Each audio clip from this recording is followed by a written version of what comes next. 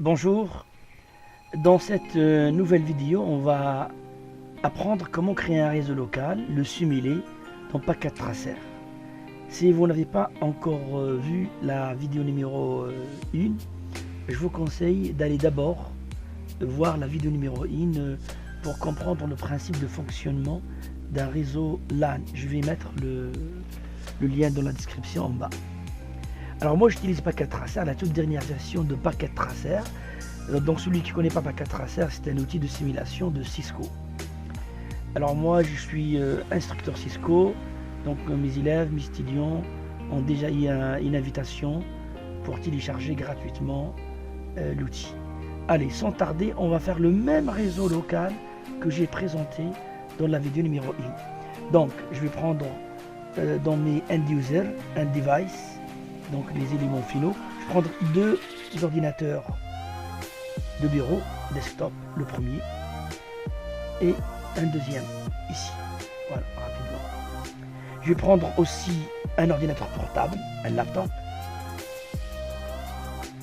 et je vais prendre, juste pour avoir tous les éléments, une imprimante réseau. Donc une imprimante avec une interface réseau. Voilà les 4 éléments. Je vais commencer par préparer les éléments un à un rapidement.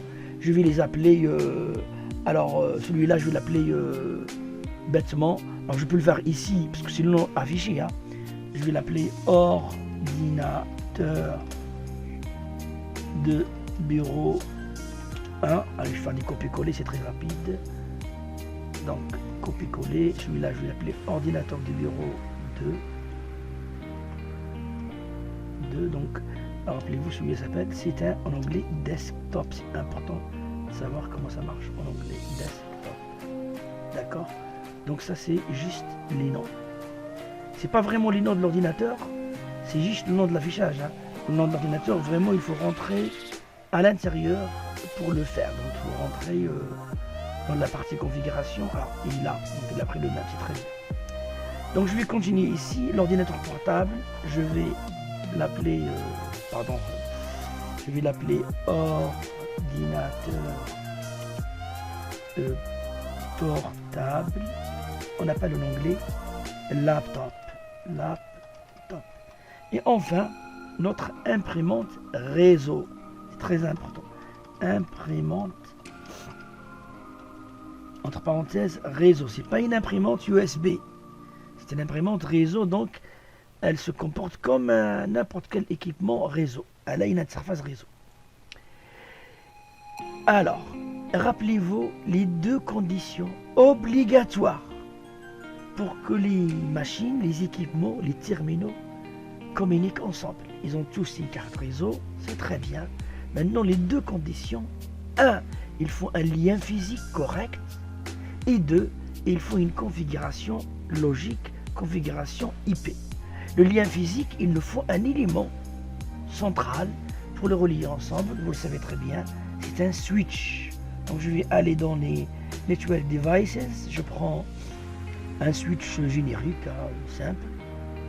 Là, je le mets ici.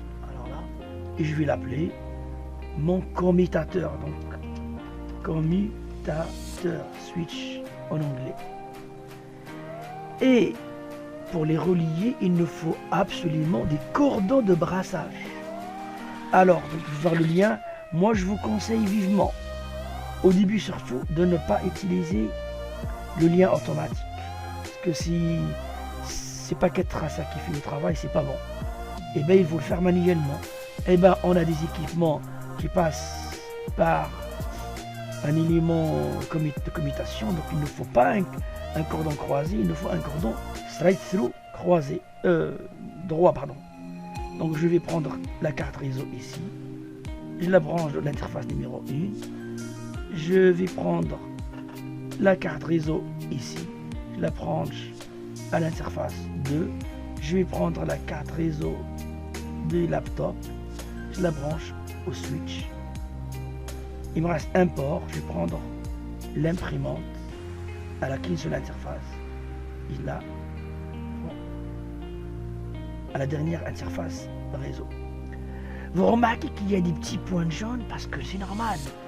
en réseau, il faut laisser un petit peu le temps au commutateur donc, de travailler. Vous voyez là, au fur et à mesure, il va ajouter l'adresse MAC des équipements à sa table.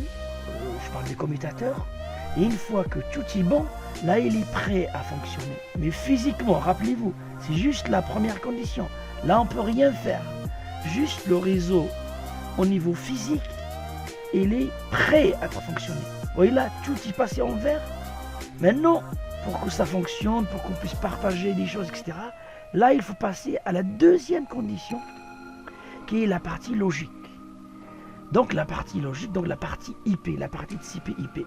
Alors, moi, je vous propose de prendre un réseau local avec le cahier de charge suivant. Donc, le réseau local LAN.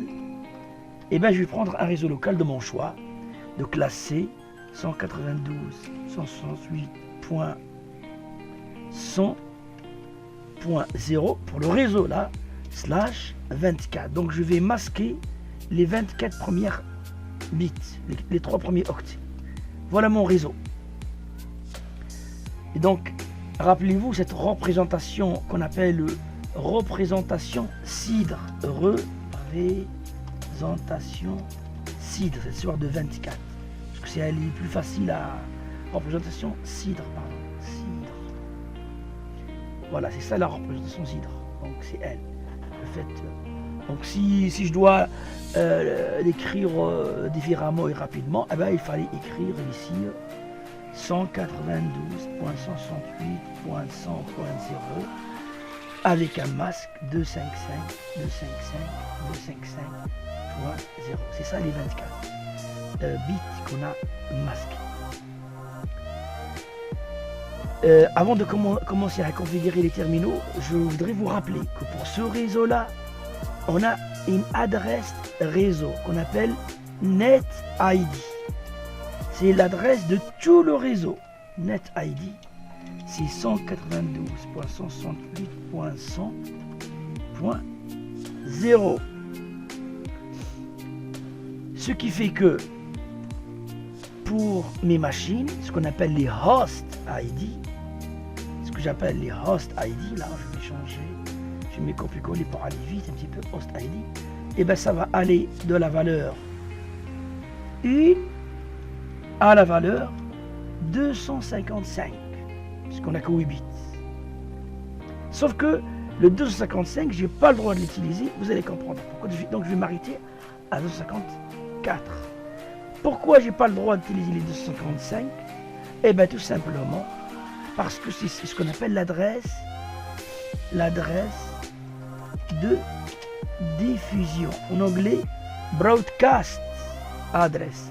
C'est l'adresse qu'on utilise pour parler avec toutes les machines, tous les équipements de mon réseau. C'est 192.168.100.255. C'est très important de connaître tout ça. Donc je le mets en propre. NetID, Host ID, les machines, et mon adresse de diffusion.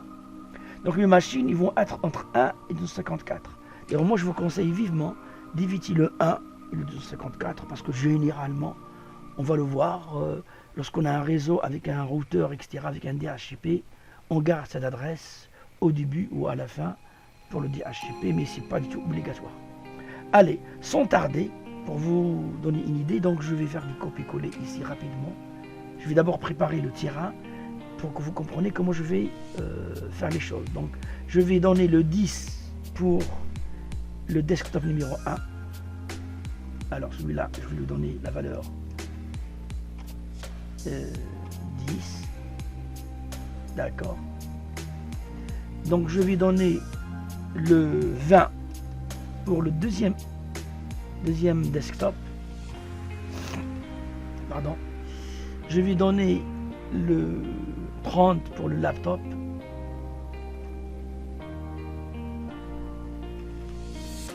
Et enfin, je vais donner 40 pour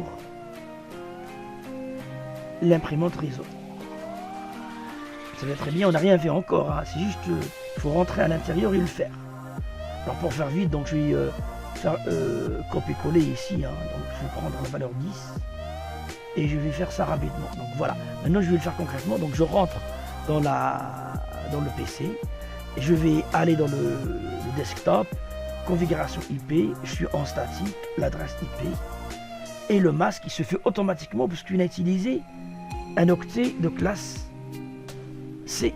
Voilà. Donc ça ne sert à rien de remplir le reste. Il y a beaucoup de gens qui font l'erreur de remplir Gateway DNS. On est en local, on n'a pas besoin de tout ça. Donc je peux vérifier en passant la souris rapidement, et là je vois que l'adresse IP 110 a été prise en compte. Allez, rapidement je fais le reste, desktop, là je suis en 20, le masque se fait automatiquement, je passe,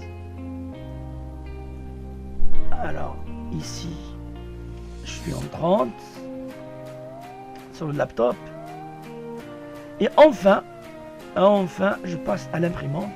L'imprimante elle est différente, hein. Dans la vraie vie il doit y avoir des boutons ou un moyen pour la configurer. Donc là on va à l'interface directement, et je vais lui donner l'adresse IP 40 pareil. Voilà donc mon réseau maintenant, avec les deux conditions, le lien physique qui est correct et la configuration logique, la configuration IP qui est correcte. Mon réseau est fonctionnel, je peux tout faire en local. Dans les prochaines vidéos, je peux vous montrer comment on peut partager des dossiers, on peut partager des imprimantes, faire plein de choses dans un réseau local. Rappelez-vous, j'ai pas besoin de passerelle parce que je ne vais pas aller ailleurs. J'ai pas besoin de domaine parce que j'utilise pas. J'ai pas besoin de DNS parce que j'utilise pas de nom de domaine. On va quand même essayer rapidement de tester notre réseau. Alors, je vais aller dans le laptop par exemple. Je vais aller dans l'invite de commande et je vais d'abord vérifier la configuration rapidement. IP config.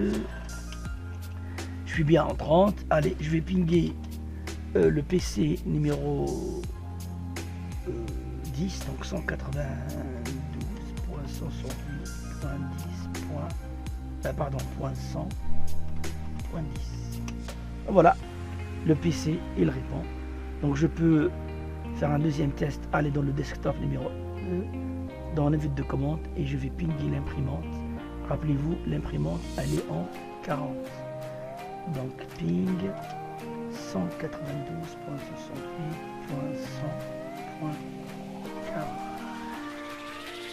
Voilà, notre imprimante fonctionne et donc elle répond correctement.